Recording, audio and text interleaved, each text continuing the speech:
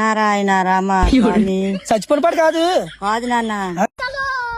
తాతకి రోజు బారసాలు చేస్తున్నాం, ఉయ్యాలు వేస్తున్నాం, ఊపాల మాట వచ్చి తాతయ్యనా స్వామి రావుకి. చచ్చిపోలేదు, అవును బతుకున్నా. ఉయ్యాల ప్రతి సంవత్సరం అలా సరదాగా మాట. ఎందుకంటే మా తాత ముగ్గురు పిల్లలు ముద్దుల మొగుడు. ఓహో. ఒకరితేమో చెన్నై, ఒకరితేమో మలేషియా, ఒకరితేమో బాబాయ్ చైనా. ముగ్గురు పిల్లల్ని అనకూడదు కానీ మాట చెప్పనా, మా తాతకి గట్టిగా ఉంది డబ్బు, నాకు రూపాయి కూడా ఇవ్వడు ఎదవా. దానాధారం లేదు. అస్సలు లేదు. అలాగే మనం ఏం చెయ్యాలా? నువ్వు ఉయ్యాలు వేసేటప్పుడు పాట పాడతా, నీకు పాట వచ్చా? రాదు నాన్న. మా తాతకి చెవుడు ఉందిలే, ఏదో నచ్చిన పాట పాడే 10,000 ఇచ్చేస్తాను, పట్టుకెళ్ళిపో.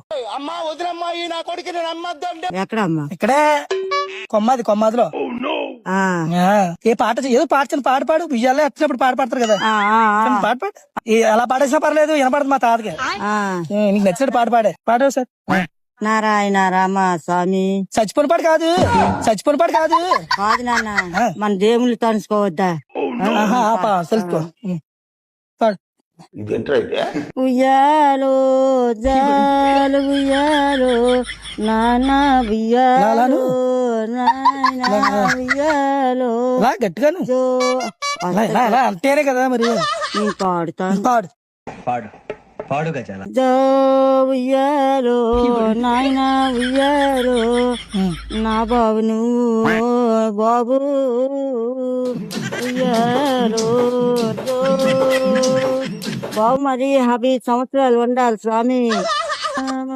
ఓకే బాగుంది. అయితే భూమి ఉంది, ఎవరికైనా బాబు. నాకు ఎట్టట్లేదు కదా.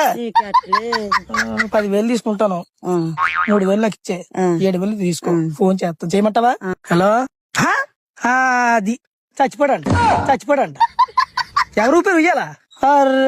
ఉయ్యాలు ఊపి కాళ్ళ పడిపోయాడు. అయ్యో దరిద్రం పోయినలే. సవ్వాలి తెలియదు.